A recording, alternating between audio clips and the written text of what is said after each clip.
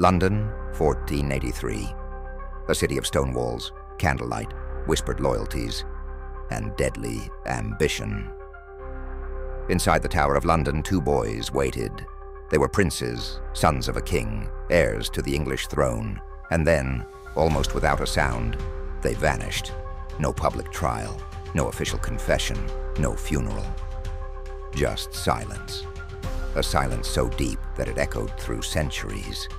Because the story of the princes in the tower is not just a royal mystery, it is a story about power in its darkest form, about family turned into threat, about children trapped inside a machine of ambition far larger than themselves, and about one question history has never been able to bury. What really happened to Edward VII and his younger brother, Richard of Shrewsbury? To understand the mystery, you have to understand the moment.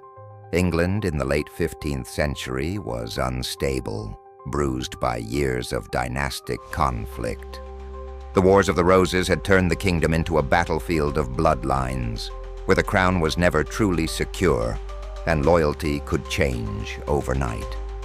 Kings did not simply rule, they survived. Edward the Thorb had fought hard to claim the throne.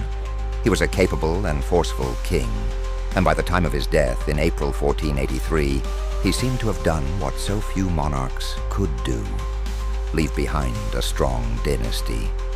But then he died suddenly, and everything began to crack. His heir, 12-year-old Edward, was too young to rule alone.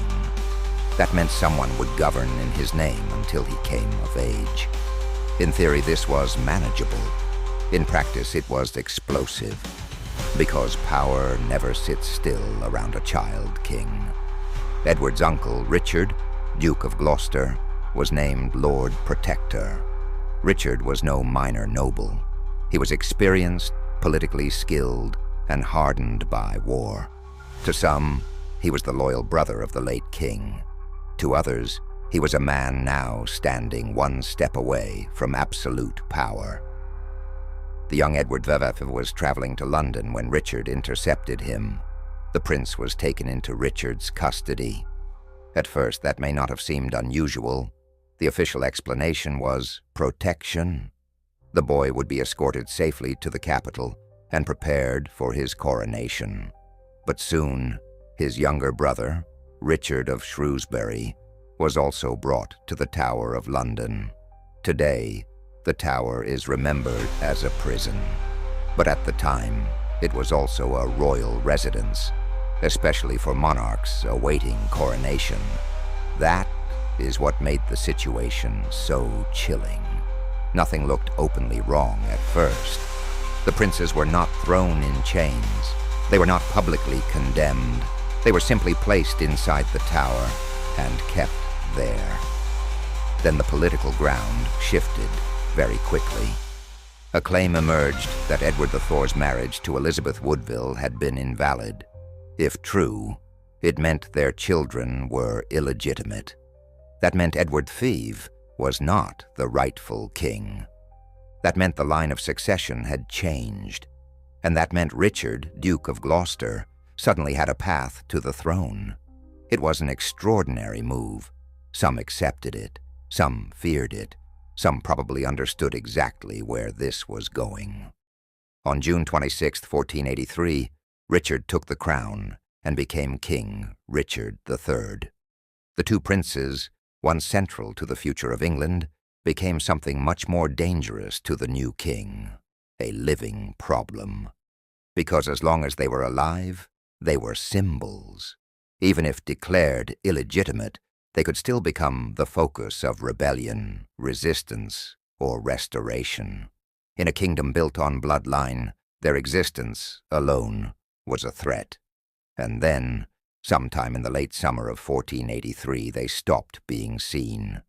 At first, there were occasional reports of the boys inside the tower.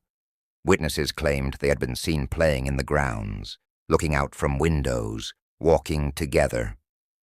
Then the sightings became fewer. Then they stopped. And after that came the silence. No official announcement explained their absence. No royal statement accounted for their future. No one presented them to the public. No one proved they were alive.